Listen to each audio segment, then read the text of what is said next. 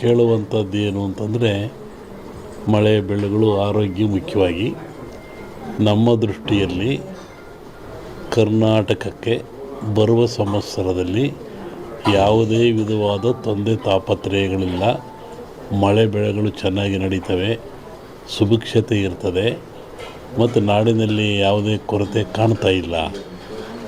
ಯುಗಾದಿಯ ನಂತರ ಕರ್ನಾಟಕದ ಬಗ್ಗೆ ಮತ್ತು ಜಾಗತಿಕ ಬಗ್ಗೆ ಭಾಳ ಅಜಾಗರೂಕತೆ ಇದೆ, ತೊಂದರೆ ಇದೆ.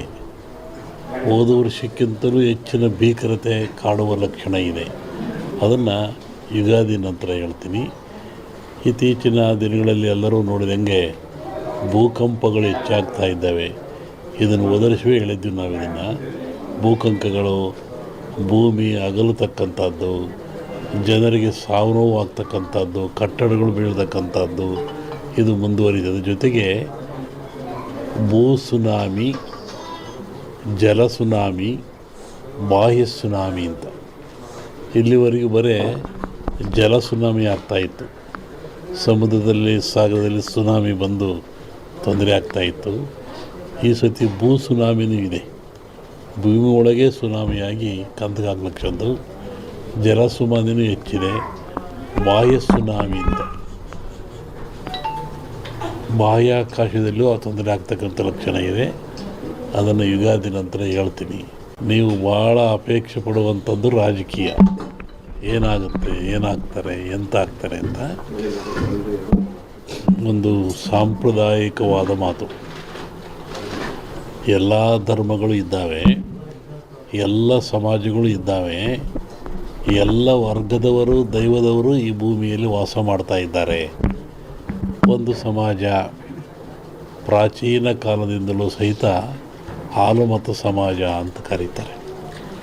ಹಾಲುಮತ ಸಮಾಜ ಅಂದರೆ ಅವರು ಅಡವಿಯಲ್ಲಿದ್ದು ಕುರಿಗಳನ್ನು ಸಾಕಿಕೊಂಡು ಕುರಿಯ ಇಕ್ಕೆಯಲ್ಲಿ ಲಿಂಗವನ್ನು ಕಂಡು ದೈವಾರಾಧನೆ ಮಾಡಿಕೊಂಡು ಬಂದಂಥ ಒಂದು ಸಮಾಜ.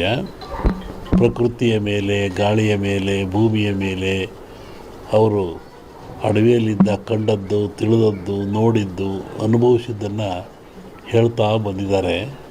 ಅದು ಕುರುವಿನ ರಟ್ಟು, ಕೆಲವು ಕಡೆ ಕುರುಬು ರಟ್ಟು ಅಂತಾರೆ. ಅದು ಕುರುಹಿನ ರಟ್ಟು, ಮುಂದೆ ಏನಾಗ ಕುರು ಅಂತ ರಟ್ಟು ಅಂತಕ್ಕಂಥದ್ದು. ಹಾಲು ಕೆಟ್ಟರು ಹಾಲು ಮತ್ತು ಸಮಾಜ ಕೆಡಲ್ಲ ಅಂತಾರೆ.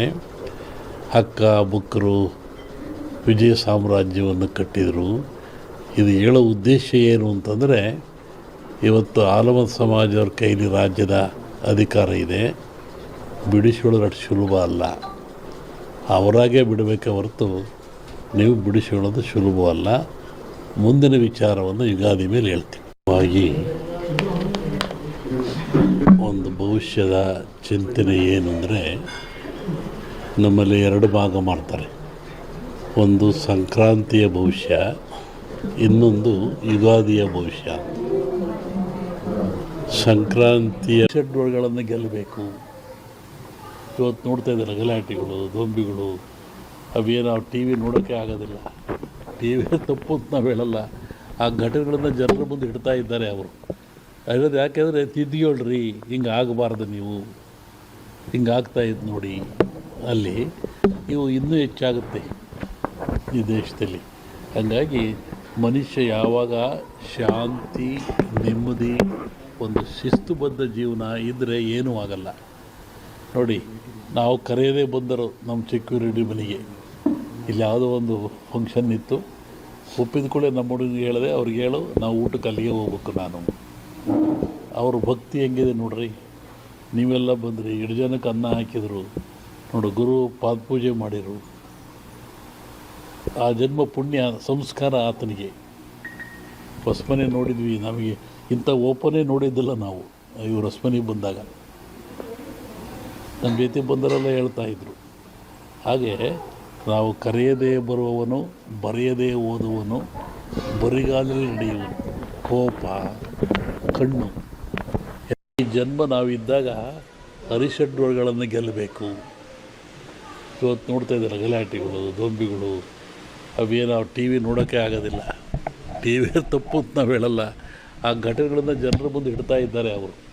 ಹೇಳೋದು ಯಾಕೆಂದರೆ ತಿದ್ದಿಯೊಳ್ರಿ, ಹಿಂಗೆ ಆಗಬಾರ್ದು ನೀವು, ಹಿಂಗೆ ಆಗ್ತಾಯಿದ್ದು ನೋಡಿ ಅಲ್ಲಿ ಇವು ಇನ್ನೂ ಹೆಚ್ಚಾಗುತ್ತೆ ಈ ದೇಶದಲ್ಲಿ. ಹಾಗಾಗಿ ಮನುಷ್ಯ ಯಾವಾಗ ಶಾಂತಿ, ನೆಮ್ಮದಿ, ಒಂದು ಶಿಸ್ತುಬದ್ಧ ಜೀವನ ಇದ್ದರೆ ಏನೂ ಆಗಲ್ಲ. ನೋಡಿ, ನಾವು ಕರೆಯದೇ ಬಂದರು ನಮ್ಮ ಸೆಕ್ಯೂರಿಟಿ ಮನೆಗೆ. ಇಲ್ಲಿ ಯಾವುದೋ ಒಂದು ಫಂಕ್ಷನ್ ಇತ್ತು, ಒಪ್ಪಿದ ಕೂಡ ನಮ್ಮ ಹುಡುಗನಿಗೆ ಹೇಳಿದೆ, ಅವ್ರಿಗೆ ಹೇಳು ನಾವು ಊಟಕ್ಕೆ ಅಲ್ಲಿಗೆ ಹೋಗ್ಬೇಕು ನಾನು. ಅವರು ಭಕ್ತಿ ಹೆಂಗಿದೆ ನೋಡ್ರಿ. ನೀವೆಲ್ಲ ಬಂದ್ರಿ, 2 ಜನಕ್ಕೆ ಅನ್ನ ಹಾಕಿದರು, ನೋಡು ಗುರು ಪಾದಪೂಜೆ ಮಾಡಿರು. ಆ ಜನ್ಮ ಪುಣ್ಯ ಸಂಸ್ಕಾರ ಆತನಿಗೆ. ಹೊಸಮನೆ ನೋಡಿದ್ವಿ, ನಮಗೆ ಇಂಥ ಓಪನೇ ನೋಡಿದ್ದಿಲ್ಲ ನಾವು. ಇವರು ಹೊಸಮನೆಗೆ ಬಂದಾಗ ನಮ್ಮ ಜೊತೆ ಬಂದರೆಲ್ಲ ಹೇಳ್ತಾಯಿದ್ರು. ಹಾಗೆ ನಾವು ಕರೆಯದೇ ಬರುವವನು, ಬರೆಯದೇ ಓದುವನು, ಬರಿಗಾಲಲ್ಲಿ ನಡೆಯುವನು. ಕೋಪ, ಕಣ್ಣು, ಯಥಾ ದೃಷ್ಟಿ ತಥಾ ಸೃಷ್ಟಿ. ನಾವು ಹೆಂಗೆ ನೋಡ್ತೀವಿ ಸೃಷ್ಟಿ ಹಂಗೆ ಕಾಣುತ್ತೆ. ಅನ್ನವನ್ನು ಅನ್ನವಾಗಿ ನೋಡ್ತೀವಿ, ಪ್ರಸಾದವಾಗಿ ನೋಡ್ತೀವಿ, ಕೂಳಾಗಿ ನೋಡ್ತೀವಿ, ಅಲ್ಲ ದೃಷ್ಟಿ ಆಗ್ತದೆ.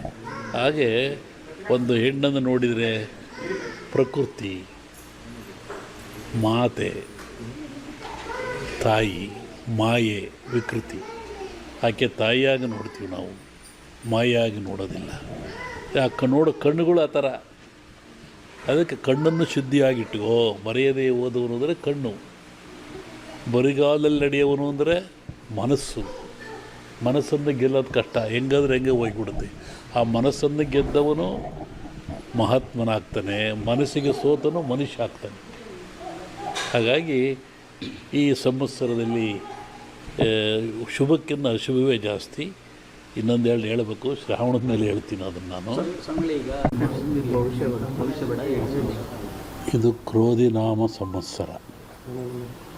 ಒಂದೊಂದು ಸಂವತ್ಸರದಲ್ಲಿಯೂ ತನ್ನದೇ ಆದ ಫಲವನ್ನು ಅನಾದಿ ಕಾಲದ ಸಂವತ್ಸರಗಳು ಕೊಡ್ತಾ ಬರ್ತಾ ಇದ್ದಾವೆ. ಈಗ ಈ ಸಾರಿ ಇರುವಂಥದ್ದು ಕ್ರೋಧಿ ನಾಮ ಸಂವತ್ಸರ. ಈ ಹೆಸರಿನಲ್ಲೇ ಇದೆ ಕ್ರೋಧ, ದ್ವೇಷ, ಅಸೂಯೆ, ಮತ್ಸರ. ಶುಭಕ್ಕಿಂತ ಅಶುಭಗಳೇ ಜಾಸ್ತಿ ಈ ಸಂವತ್ಸರದಲ್ಲಿ. ಶುಭನೂ ಇದೆ, ಅಶುಭನೂ ಇದೆ. ಪಂಚಘಾತಕಗಳು ಆಗ್ತವೆ. ಪಂಚಘಾತಕ ಅಂದರೆ ಭೂಮಿಘಾತಕ, ಬಿರ್ತಕ್ಕಂಥದ್ದು, ನಡುಗ್ತಕ್ಕಂಥದ್ದು, ಮತ್ತು ವಿಪರೀತವಾದ ಹೀಟ್ಗಳು, ಶೀತ ಕೊಡ್ತಕ್ಕಂಥದ್ದು. ಜಲಕಂಟಕನೂ ಇದೆ, ನೀರಿನಿಂದಲೂ ಆಪತ್ತಿದೆ, ಅಗ್ನಿಯಿಂದಲೂ ಆಪತ್ತಿದೆ. ನೀರು, ಅಗ್ನಿ, ವಾಯುವಿಂದಲೂ ಆಪತ್ತಿದೆ. ಹೀಗಾಗಿ ಈ ಪಂಚಕಂಠಗಳನ್ನು ಗೆಲ್ಲೋದೇ ಕಷ್ಟ. ಇದು ಕ್ರೋಧಿನ